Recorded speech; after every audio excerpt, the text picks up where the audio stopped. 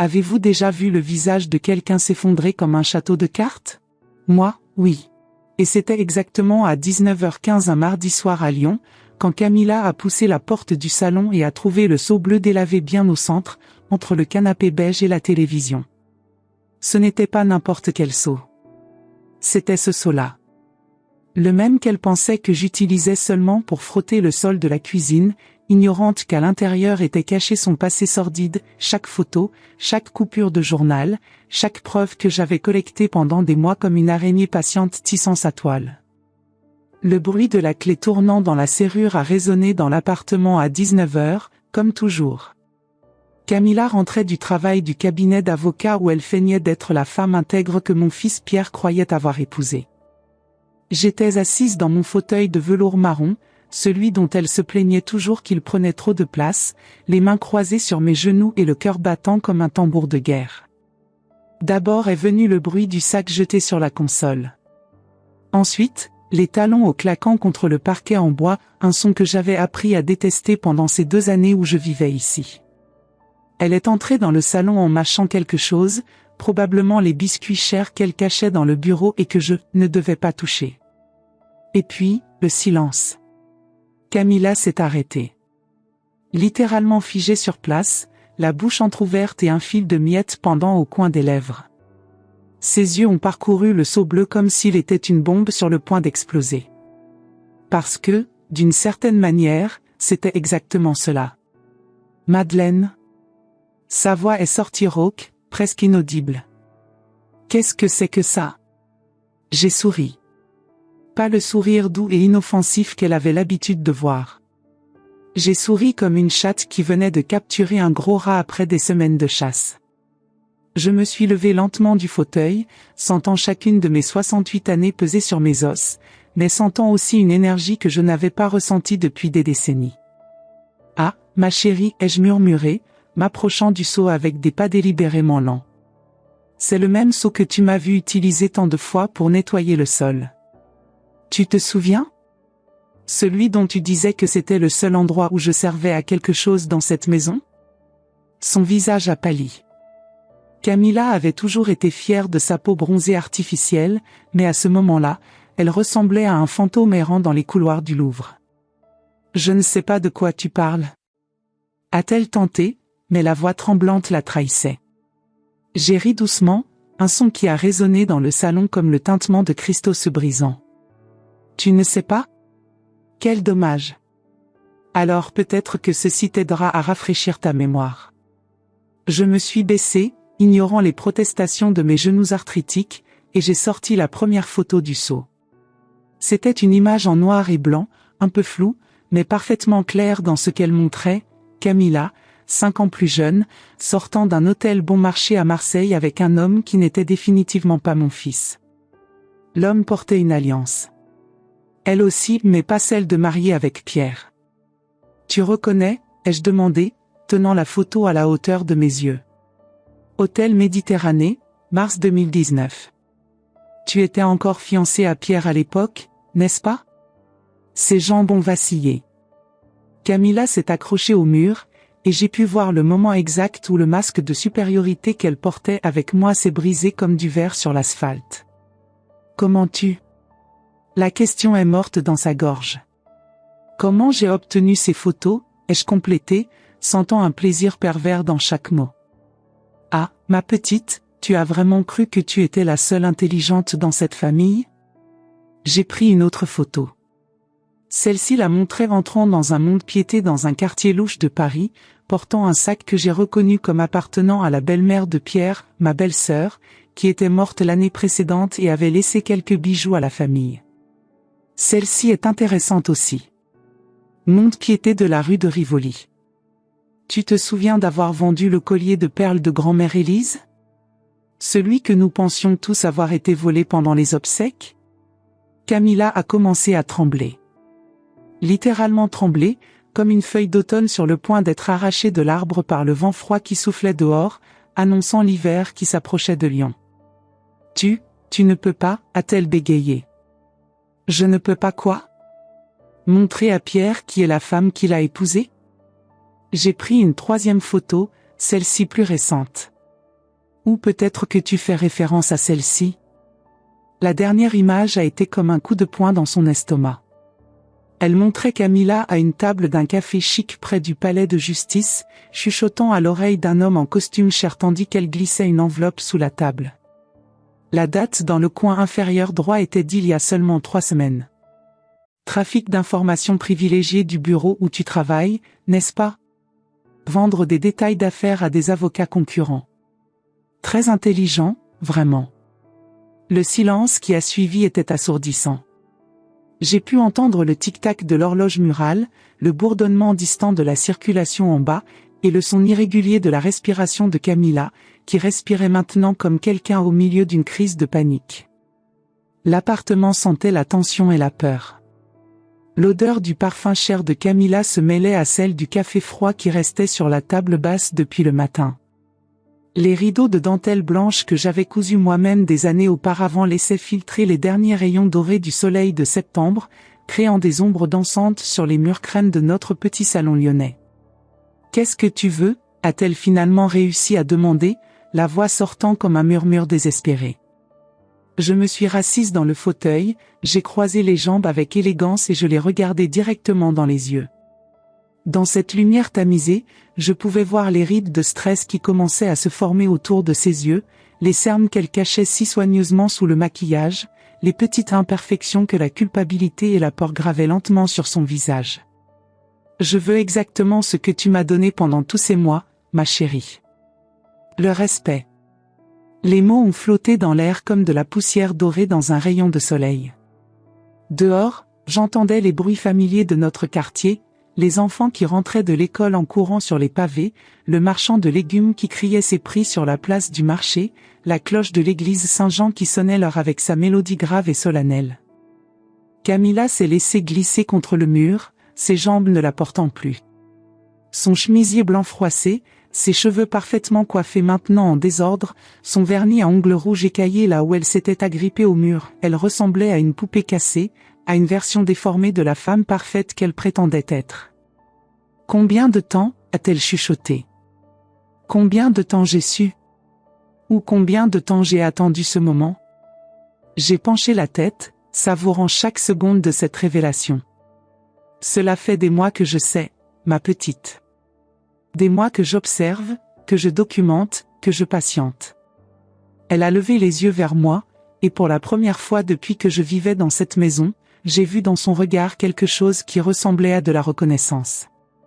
Pas de l'amour, pas de l'affection, mais une reconnaissance grudging de qui j'étais vraiment. « Tu n'es pas celle que je pensais », a-t-elle murmuré. « Non, ma chérie. Je ne l'ai jamais été. » « Et vous avez cru que c'était tout? Oh, mon Dieu, nous venons à peine de commencer. Vous ne savez pas encore comment j'ai découvert ces secrets, ni ce qui s'est réellement passé quand Pierre est rentré à la maison ce soir-là. Et cette enveloppe qu'elle a reçue 3 jours plus tard? Celle qui l'a fait pleurer pendant des heures enfermée dans la salle de bain? Restez avec moi, parce que cette histoire ne fait que s'échauffer.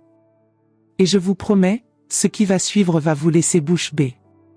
3 mois avant ce moment glorieux dans le salon, j'étais simplement la vieille Madeleine qui vivait de la charité de son fils et de sa belle-fille. Une ombre marchant dans les matinées froides de Lyon, poussant mon caddie de course dans les rues pavées tandis que Camilla dormait jusqu'à tard et que Pierre partait tôt pour le travail à l'usine textile. Mais il y a une chose que j'ai apprise en 6 décennies de vie tumultueuse, les personnes qui ont vécu dans l'ombre développent des yeux d'aigle pour reconnaître d'autres prédateurs. Tout a commencé un matin de mars, quand je suis sortie pour acheter du pain à la boulangerie de la rue Mercière. L'air était encore glacé, ce froid humide qui pénètre dans les os et fait crier les articulations de douleur. Je marchais lentement, non seulement à cause de mes 68 ans, mais parce que j'avais appris que quand on se déplace en silence, les gens oublient qu'on existe. C'est alors que je l'ai vue. Camilla sortait d'un petit café discret, à 3 pâtés de maison de la maison. Rien d'extraordinaire, n'était-ce le fait qu'elle avait menti la veille au soir, disant qu'elle resterait travailler tard au bureau. Et n'était-ce l'homme qui l'accompagnait, un type aux cheveux grisonnants, costume cher, qui n'était définitivement pas mon fils. Ils ne se sont pas embrassés. Ils ne se sont pas enlacés. Mais le langage corporel, le langage corporel ne ment pas. La façon dont elle a penché son corps vers lui, comme elle a souri d'une manière que je n'avais jamais vue à la maison, comme elle a touché son bras en se disant au revoir. C'était trop intime pour être professionnel, mais trop discret pour être innocent. Je me suis caché derrière un kiosque à journaux et j'ai observé jusqu'à ce qu'ils se séparent. Camilla a continué vers le métro, lui est montée dans une Mercedes noire avec des plaques que j'ai commencé à mémoriser. Je suis rentré à la maison avec le cœur qui battait et une certitude grandissant dans ma poitrine, ma belle-fille cachait des secrets. Et moi, j'ai toujours été excellente pour découvrir les secrets. Dans les jours qui ont suivi, j'ai changé ma routine. Au lieu de rester à la maison à regarder les rediffusions des programmes de télévision, j'ai commencé à sortir plus. J'ai besoin de marcher sur recommandation médicale, mentais-je à Pierre quand il demandait pourquoi j'étais autant dans la rue. La vérité était que je suivais Camilla. J'ai découvert que les mardis et jeudis elle n'allait pas directement au bureau. Elle prenait un détour par le centre historique, passant toujours par des endroits discrets, ce même café, une librairie ancienne, parfois un petit hôtel près du Rhône. Et il y avait toujours des hommes différents. Certains jeunes, d'autres mûrs, mais tous bien habillés, tous évidemment mariés par les alliances qu'ils essayaient de cacher. C'est lors d'une de ces matinées que j'ai eu ma première grande découverte. Camilla est entrée dans un mont-de-piété rue de Rivoli. Je connaissais bien ce type d'établissement, j'en avais fréquenté quelques-uns dans ma jeunesse tumultueuse à Paris, quand j'avais besoin de convertir des « trouvailles » en argent rapide. J'ai attendu patiemment de l'autre côté de la rue, feignant de lire un journal tout en observant. Elle est sortie 20 minutes plus tard avec une enveloppe épaisse dans la poche et une expression de satisfaction qui m'a fait immédiatement suspecter. Cet après-midi-là, pendant qu'elle prenait son bain, je suis allé dans leur chambre et j'ai fouillé ses affaires. Au fond du tiroir à lingerie, quelle ironie, j'ai trouvé des reçus de mont-de-piété. 5 d'entre eux, tous de bijoux que j'ai reconnus comme appartenant à la famille de Pierre. Le collier de perles de grand-mère Élise, que nous pensions tous avoir disparu pendant les obsèques.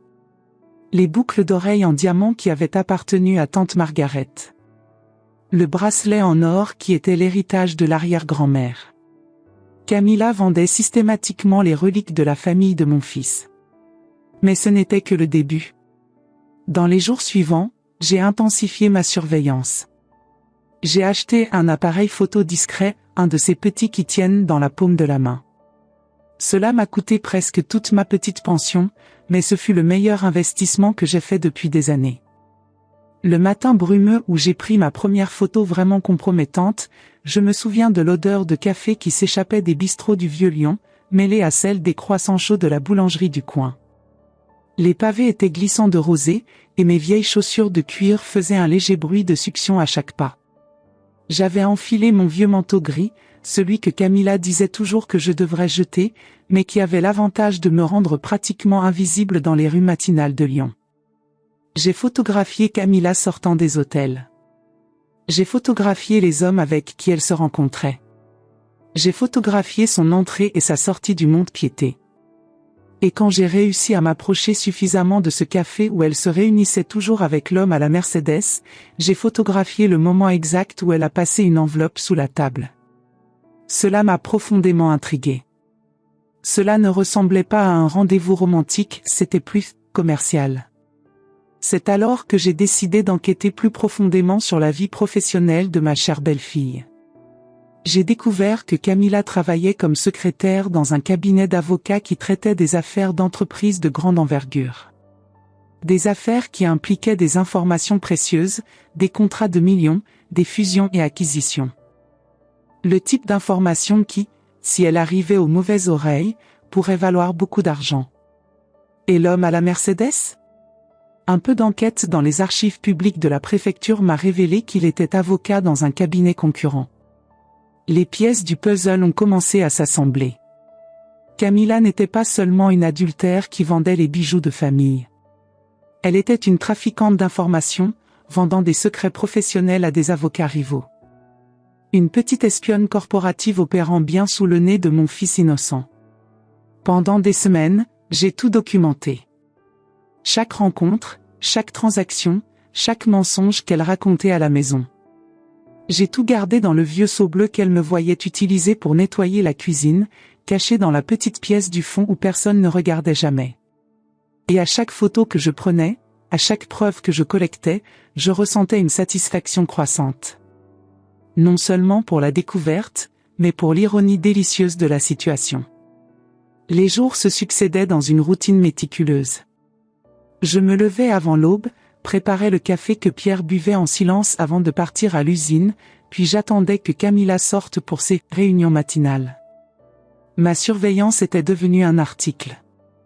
Je connaissais ses horaires mieux qu'elle-même, je savais quel café elle fréquentait selon les jours de la semaine, quels hommes elle rencontrait à quels endroits.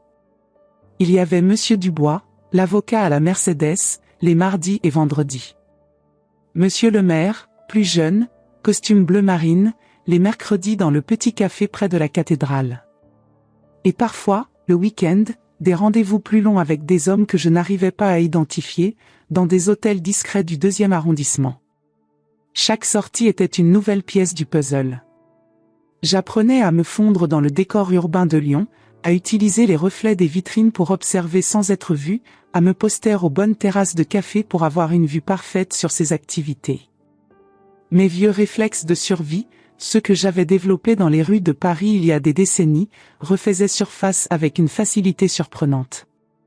Un matin particulièrement froid d'avril, alors que la pluie fine transformait les pavés en miroirs glissants, j'ai eu ma révélation la plus troublante. Camilla était entrée dans une pharmacie du centre-ville, mais pas n'importe laquelle. Une de ces pharmacies discrètes qui vendent des médicaments sans trop de questions. Elle en est ressortie avec un petit sac qu'elle a immédiatement caché dans son grand sac à main. Cette découverte m'a inquiété d'une façon différente. Était-elle malade? Prenait-elle des substances illégales? Ou était-ce lié à ses activités parallèles? J'ai suivi cette piste pendant plusieurs jours, mais elle n'a mené nulle part de concret. Parfois, les mystères restent des mystères, et j'ai appris à concentrer mes efforts là où je pouvais obtenir des résultats tangibles. La vraie percée est venue quand j'ai réussi à me rapprocher suffisamment lors d'une de ces réunions au Café de la Paix. L'établissement était bondé ce jour-là, parfait pour me camoufler parmi les clients. J'ai pris une table près de la fenêtre, commandé un thé que j'ai fait durer 2 heures, et j'ai tendu l'oreille.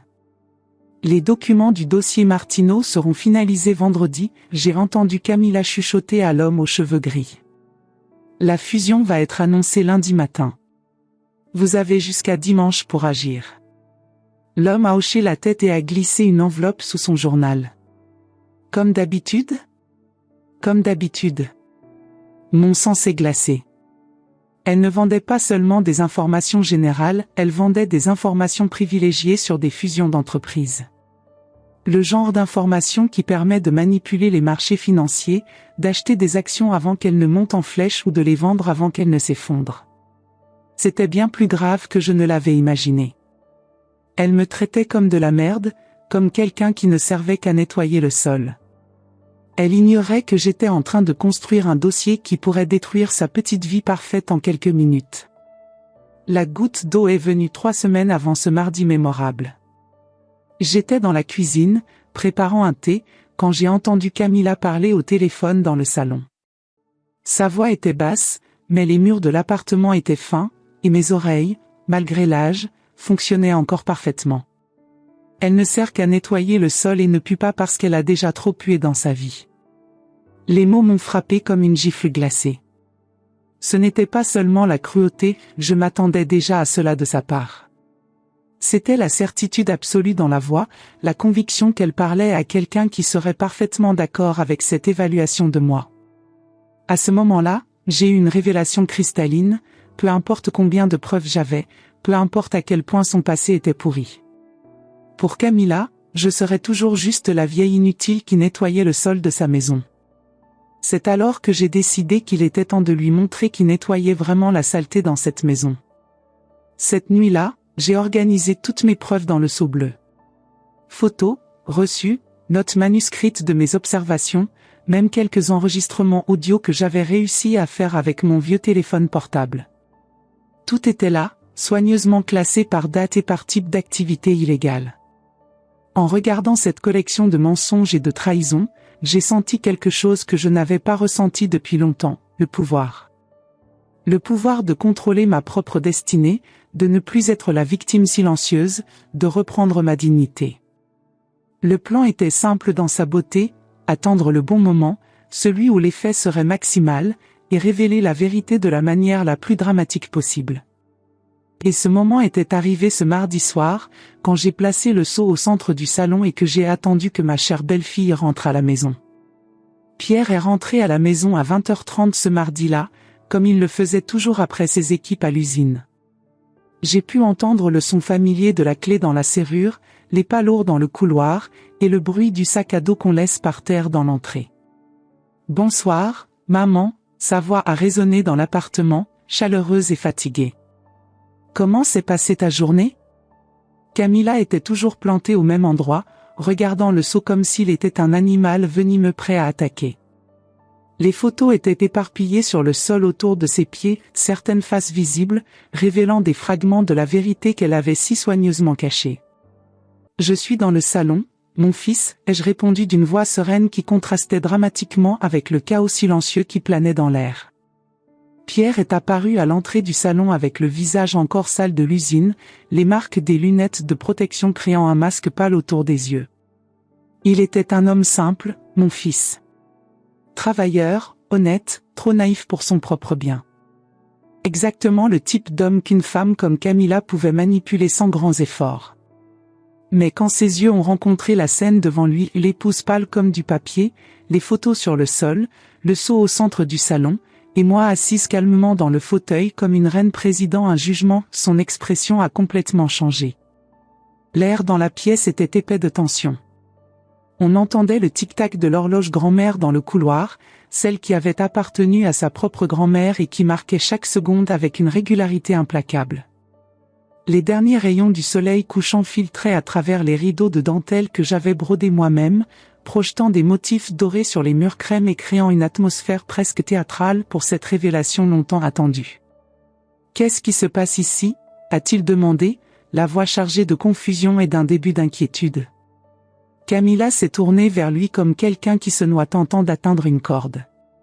Ses cheveux, habituellement parfaitement coiffés, étaient maintenant en désordre. Son chemisier blanc était froissé là où elle s'était appuyée contre le mur, et ses mains tremblaient visiblement.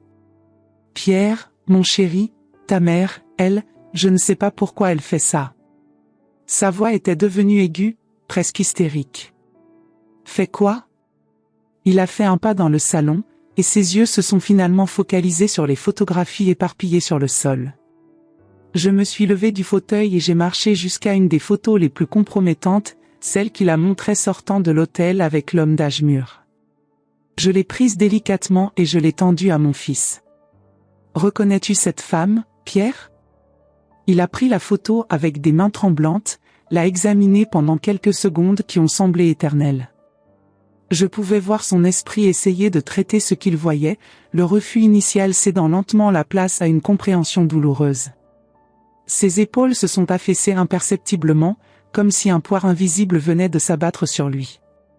Quand il a levé les yeux, il y avait quelque chose de brisé dans son regard. « Camilla ?» Sa voix est sortie comme un murmure étranglé. « Je peux expliquer », elle a explosé, les mots sortant en cascade désespérée. Ce n'est pas ce que ça a l'air. Ces rencontres étaient professionnelles.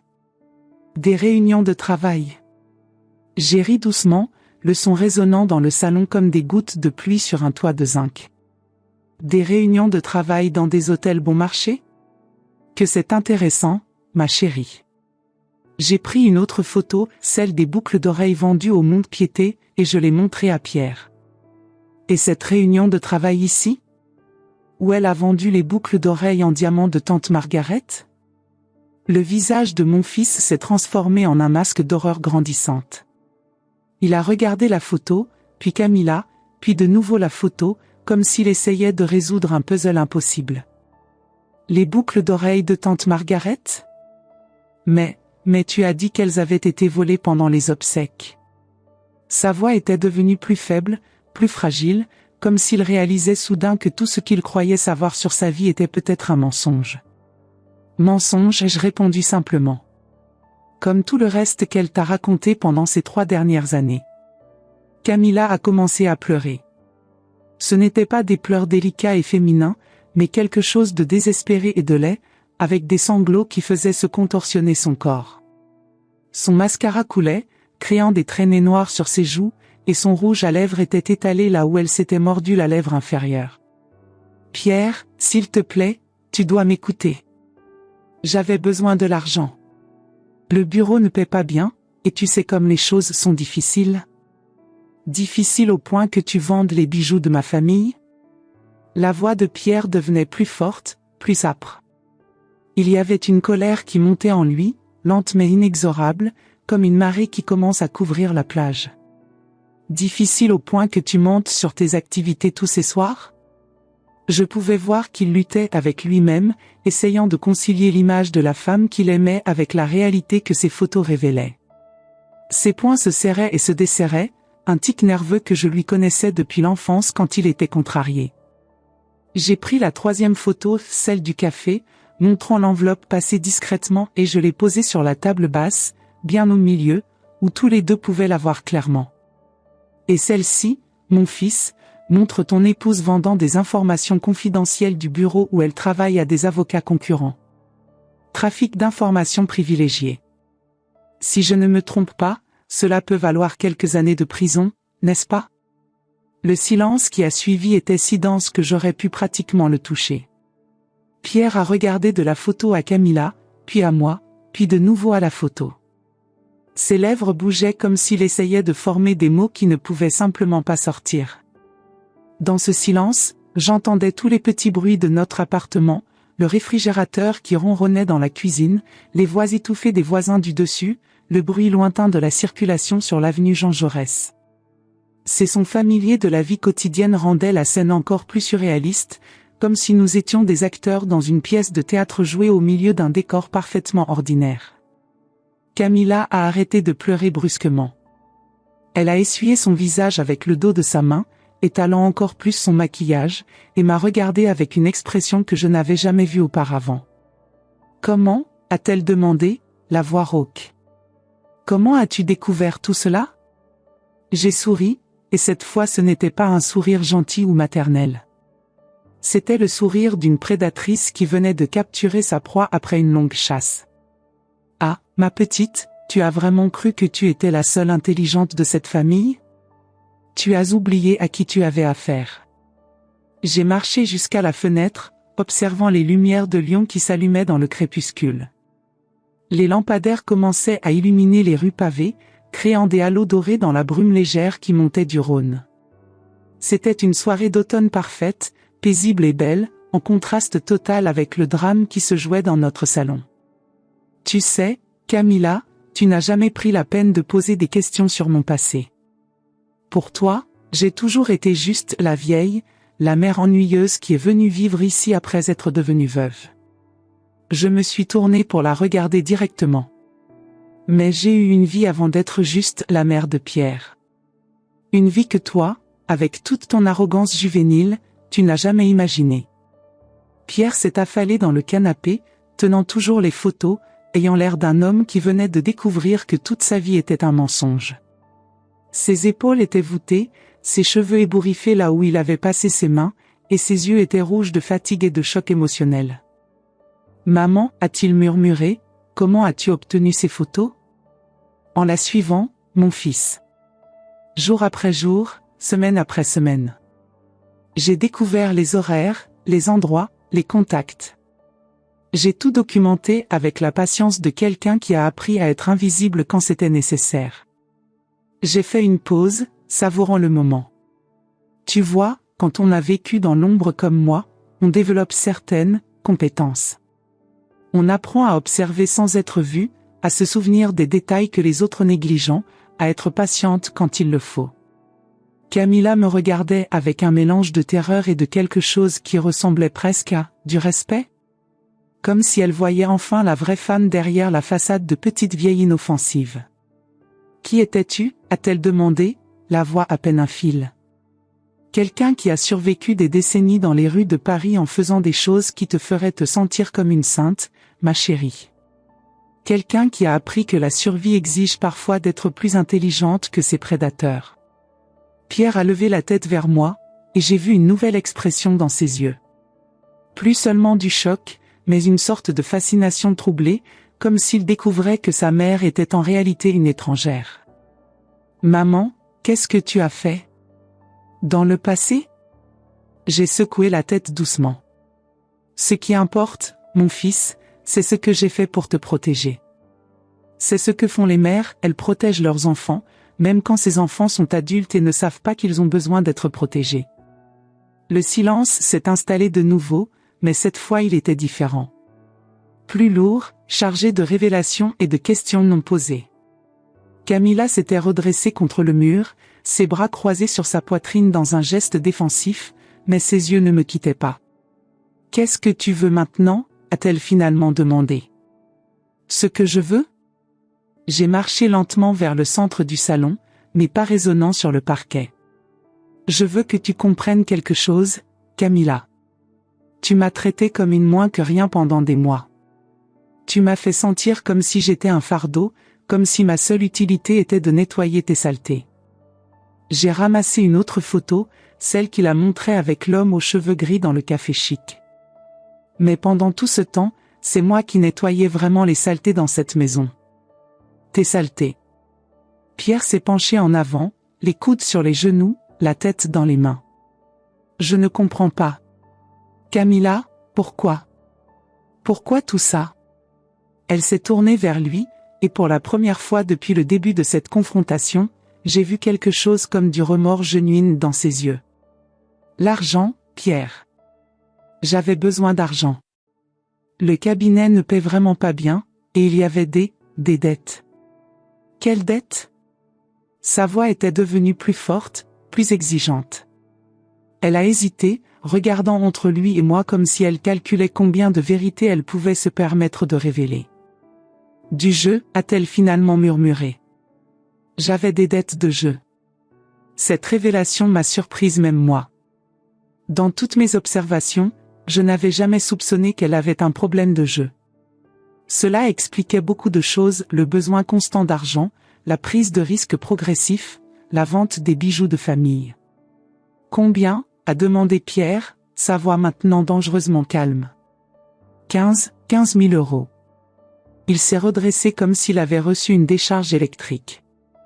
15 000 euros. C'est pour ça que j'ai commencé à vendre les bijoux. Et puis l'opportunité s'est présentée au bureau. Des informations qui valaient de l'argent. Au début, c'était juste de petites choses, des détails sans importance. Sans importance? J'ai interrompu. Le dossier Martineau était sans importance? La fusion qui a été annoncée lundi dernier?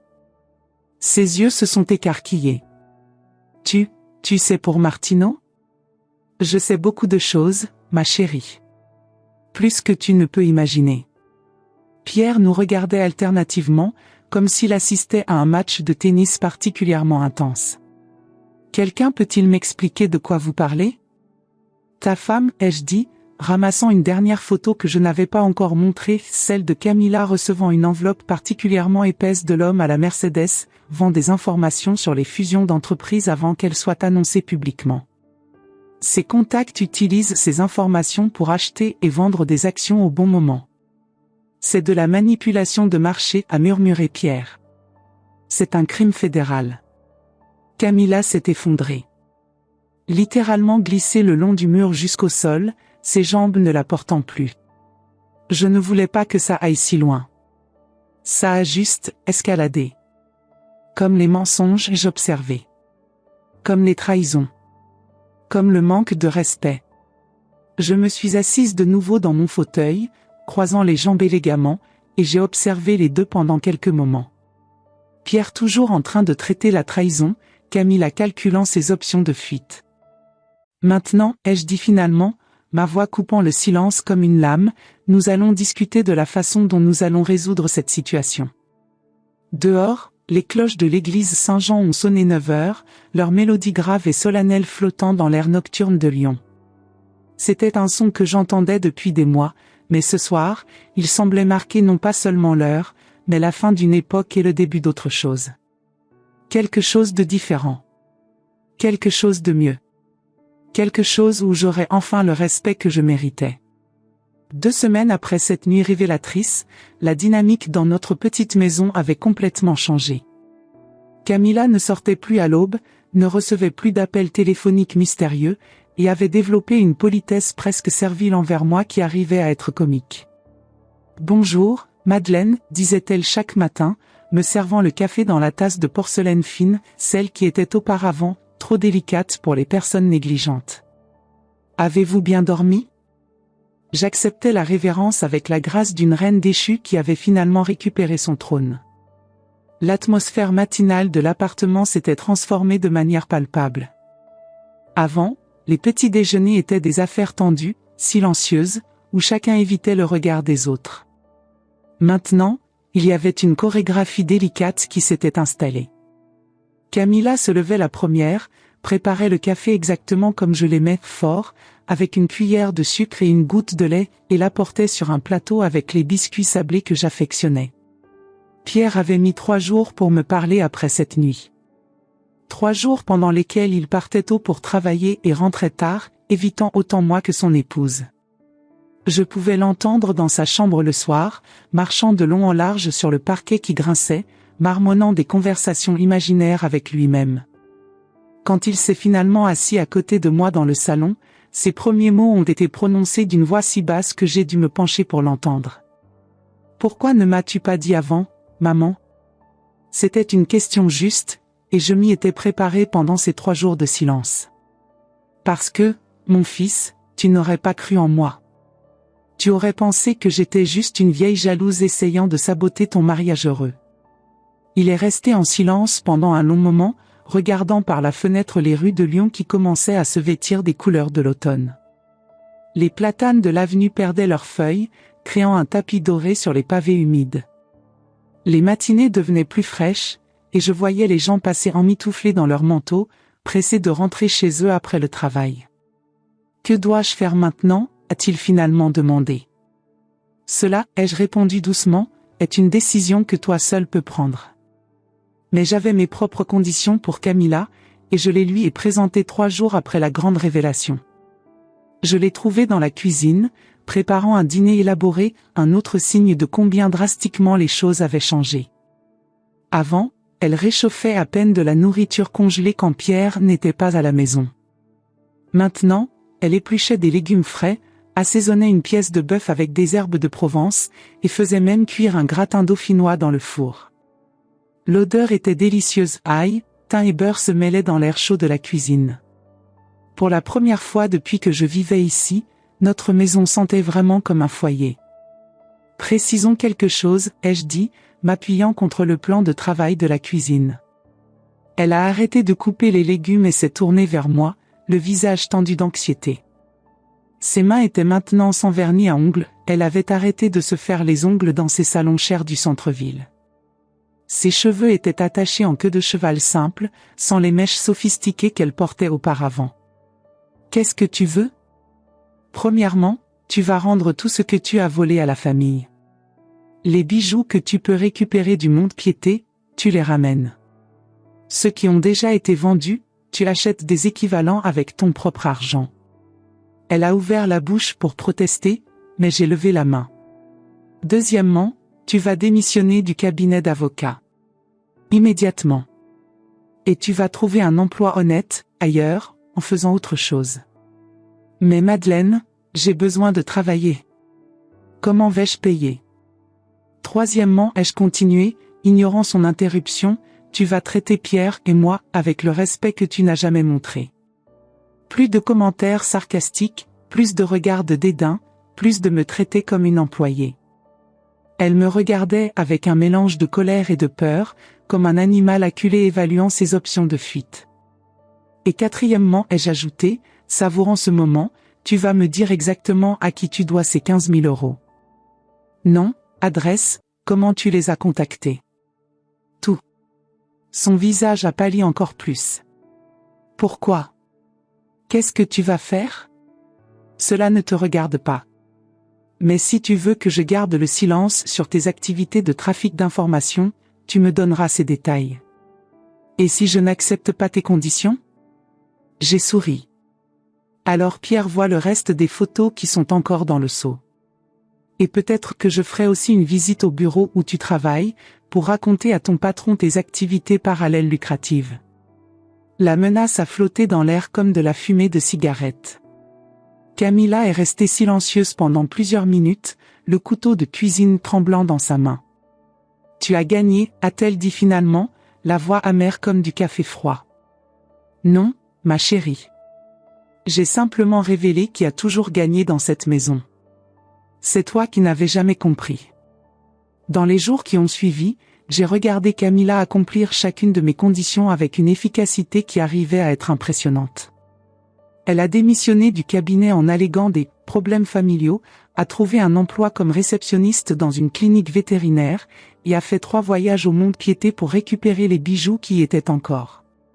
Certains avaient déjà été vendus et étaient irrécupérables, mais elle a utilisé ses économies pour acheter des substituts acceptables. Ils n'étaient pas identiques aux originaux, mais Pierre n'avait pas besoin de connaître ce détail. Le changement le plus notable, cependant, était dans la façon dont elle me traitait. La froideur hostile avait été remplacée par une courtoisie prudente, presque exagérée. Elle offrait son aide pour les courses, demandait comment j'allais, avait même commencé à préparer les thés que j'aimais les après-midi froids d'octobre. Un jeudi après-midi particulièrement gris, alors que la pluie tambourinait contre les vitres et que l'appartement était baigné de cette lumière douce et diffuse si caractéristique des automnes lyonnais, elle m'a apporté une tasse de thé à la camomille sans que je le demande. « Pourquoi es-tu si gentille ?» ai-je demandé alors qu'elle s'asseyait dans la chaise en face de mon fauteuil, quelque chose qu'elle n'avait jamais fait auparavant. Elle m'a étudié avec des yeux curieux, et j'ai remarqué que son visage avait changé. Les traits étaient plus doux, moins tendus. Il y avait moins de maquillage, et paradoxalement, elle paraissait plus jeune, plus naturelle. « Parce que j'ai finalement compris qui tu étais vraiment », a-t-elle répondu. « Et j'ai du respect pour cela. »« Du respect ? Tu m'as complètement battu. Sans violence, sans cris, sans drame. Juste avec de l'intelligence et de la patience. C'est impressionnant. » J'ai ri doucement. Il a fallu 68 ans pour que quelqu'un reconnaisse cela. « Puis-je poser une question ?» a-t-elle hésité. « Qui étais-tu avant ? Dans ton passé, qu'est-ce qui s'est réellement passé ?» J'ai regardé longuement, évaluant si elle méritait de connaître la vérité complète. J'ai décidé qu'une version éditée suffirait. J'ai survécu, Camilla. À une époque où les femmes comme moi n'avaient pas beaucoup d'options, j'ai fait ce qu'il fallait pour survivre. Ce n'étaient pas toujours des choix honorables, mais c'étaient les choix qui m'ont amené jusqu'ici. Et maintenant ? Maintenant, je suis juste une vieille femme qui veut passer ses dernières années en paix, entourée d'une famille qui la respecte. Elle a hoché lentement la tête. Vas-tu dire à Pierre ? À propos de ton passé ? Il n'y a rien à dire qui importe maintenant. Le passé est le passé. Ce qui compte, c'est le présent, et comment nous choisissons de vivre à partir de maintenant. Cette conversation a marqué un tournant dans notre relation. Pas de l'amitié, nous étions encore trop différentes, avions trop d'histoires entre nous pour cela, mais une sorte de trêve respectueuse. Elle m'avait sous-estimé, et maintenant elle connaissait le prix de cette erreur. Pierre, graduellement, a commencé à reconstruire sa confiance en Camilla. Ce n'était pas facile, je pouvais voir dans ses expressions que la trahison avait laissé des marques profondes, mais il essayait. Peut-être parce qu'il l'aimait vraiment, ou peut-être parce qu'à 35 ans, il craignait de tout recommencer. Je n'ai pas interféré dans cette partie. J'avais fait ma part en révélant la vérité, ce qu'ils feraient de cette vérité était leur décision. Les soirées ont pris une nouvelle routine. Pierre rentrait de l'usine, Camilla de la clinique vétérinaire, et nous dînions ensemble, vraiment ensemble, avec des conversations, des rires même parfois. Camilla racontait des anecdotes amusantes sur les animaux qu'elle rencontrait au travail. Pierre partageait les potins de l'usine. Et moi, j'écoutais, observais, savourais cette harmonie domestique que je n'avais jamais eue auparavant. Une nuit, 3 mois après la grande révélation, j'étais en train de ranger mes affaires dans la chambre quand Pierre est apparu à la porte. « Maman, puis-je entrer ?» « Bien sûr, mon fils. » Il s'est assis sur le bord du lit et est resté silencieux pendant plusieurs minutes, regardant ses mains. Elles étaient calleuses par le travail à l'usine, mais c'étaient toujours les mêmes petites mains que j'avais tenues quand il était enfant. « Merci, a-t-il dit finalement. « Pourquoi ? » Pour m'avoir montré la vérité. Pour avoir pris soin de moi-même quand je ne savais pas que j'avais besoin qu'on prenne soin de moi. Je me suis assise à côté de lui et j'ai pris ses mains dans les miennes. C'est ce que font les mères, Pierre. Elles protègent leurs enfants, même quand ces enfants sont déjà adultes. Camilla dit qu'elle va faire une thérapie. Pour comprendre pourquoi elle a fait ce qu'elle a fait. Et toi ? Vas-tu réussir à lui pardonner ? Il a soupiré profondément. Je ne sais pas. Peut-être. Avec le temps. Elle essaie vraiment de changer. Et si tu n'arrives pas à pardonner ? Alors au moins je saurai que j'ai essayé. Et je saurai que tu seras là pour moi. Cette nuit-là, allongée dans mon lit, j'ai regardé le seau bleu qui gardait maintenant d'autres choses, des fils de laine pour tricoter, quelques vieilles photos de famille, des lettres que Pierre écrivait quand il était enfant. Les photographies compromettantes de Camilla, je les avais brûlées dans l'évier de la cuisine un matin quand ils étaient tous les deux au travail. Pas parce que j'avais complètement pardonné, certaines blessures prennent du temps à cicatriser, mais parce que garder ces preuves aurait été comme garder du poison dans la maison. Et j'avais appris, au cours de 6 décennies et demie de vie, que parfois la vraie victoire n'est pas de garder le contrôle sur quelqu'un, mais de se libérer du besoin de ce contrôle. Camilla ne m'a plus jamais appelée la vieille. Pierre n'est plus jamais parti de la maison sans me donner un baiser sur le front. Et moi ? J'ai finalement obtenu ce que j'avais toujours voulu, un foyer où j'étais respectée. Parfois, quand je suis assise dans mon fauteuil de velours marron les après-midi froids d'hiver à Lyon, observant la belle fille qui m'avait un jour méprisé servir le thé dans des tasses de porcelaine, je pense à combien la vie peut être ironiquement juste. Elle pensait que je ne servais qu'à nettoyer le sol. Elle a découvert que j'étais en réalité en train de nettoyer toute la maison des mensonges, du manque de respect, de la fausseté. Et le plus curieux de tout ? Aujourd'hui, quand je lave la vaisselle ou nettoie quelque chose dans la maison, c'est par choix personnel. Pas parce que quelqu'un m'y oblige ou me rabaisse, mais parce que c'est mon foyer, et en prendre soin est un acte d'amour. Le seau bleu continue dans le cellier, mais maintenant il garde de bons souvenirs. Et parfois, quand Camilla passe près de moi en portant quelque chose de lourd, elle s'arrête et demande « Avez-vous besoin d'aide, Madeleine ?» Je souris toujours et réponds « Merci, ma chérie. Mais je peux y arriver. » Parce que finalement, à 68 ans, j'ai découvert que la vraie force ne consiste pas à garder des secrets sur les autres, mais à ne plus jamais permettre qu'on vous fasse vous sentir petite. Et cela, mes amis, vaut bien plus que n'importe quel seau rempli de photographies compromettantes. Les saisons ont continué à changer à Lyon. L'automne a cédé la place à l'hiver, puis au printemps. Les platanes de l'avenue ont reverdi, les cafés ont ressorti leurs terrasses, et la vie a continué son cours normal. Mais dans notre petit appartement de la rue Mercière, quelque chose d'essentiel avait changé pour toujours. Nous étions devenus une famille. Pas parfaite, aucune famille ne l'est, mais authentique. Une famille basée sur la vérité, le respect mutuel, et la compréhension que chacun de nous avait des erreurs dans son passé, mais que c'était le présent qui comptait. Et moi, Madeleine Rousseau, à 68 ans, j'avais enfin trouvé ma place dans le monde. Non pas comme la vieille, qu'on tolère par obligation, mais comme la matriarche respectée d'une famille qui avait appris, parfois douloureusement, la valeur de l'honnêteté et du respect. Le seau bleu reste dans le cellier, témoin silencieux d'une époque révolue. Et chaque fois que je le vois, je souris en me rappelant que parfois, il faut savoir quand révéler ses cartes pour gagner la partie la plus importante de toutes, celle du respect de soi. Avez-vous ressenti ce que j'ai ressenti à ce moment-là ?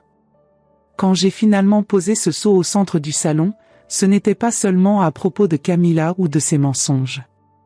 C'était à propos de nous toutes qui, à un moment de notre vie, avons été traitées comme invisibles, comme si notre expérience et notre sagesse ne valaient rien. Combien de fois vous êtes-vous déjà senti ainsi? Comme si votre voix n'importait pas, comme si vous n'étiez qu'un vieux meuble prenant de la place? La vérité est que nous arrivons à un âge où certaines personnes pensent que nous avons perdu notre valeur, notre force, notre capacité à surprendre. Elles nous voient comme fragiles, dépassés, incapables. Mais j'ai découvert quelque chose de puissant, notre âge ne nous rend pas faibles, il nous rend stratégiques. Chaque ride sur notre visage raconte une histoire de survie, chaque cheveu gris est une leçon apprise. Peut-être avez-vous aussi une Camilla dans votre vie. Quelqu'un qui vous sous-estime, qui vous parle comme si vous étiez une enfant, qui agit comme si vous étiez un fardeau. Et peut-être, comme moi, avez-vous gardé votre douleur en silence pendant longtemps, croyant que c'était ainsi que les choses devaient être. Mais sachez ceci, vous avez plus de pouvoir que vous l'imaginez. Vos mains peuvent être plus lentes, mais votre esprit porte des décennies d'expérience qu'aucun jeune ne peut revendiquer. Vous connaissez la nature humaine d'une façon qui ne vient qu'avec les années. Utilisez cela. Je ne dis pas de suivre quelqu'un ou d'enquêter sur des secrets, chaque situation est unique.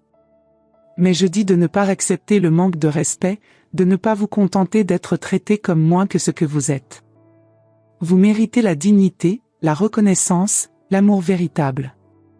Racontez-moi dans les commentaires, avez-vous déjà vécu quelque chose de similaire? Que feriez-vous à ma place?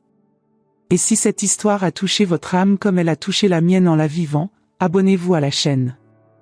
Parce que de telles histoires ont besoin d'être racontées, et vous devez savoir que vous n'êtes pas seul dans ce voyage.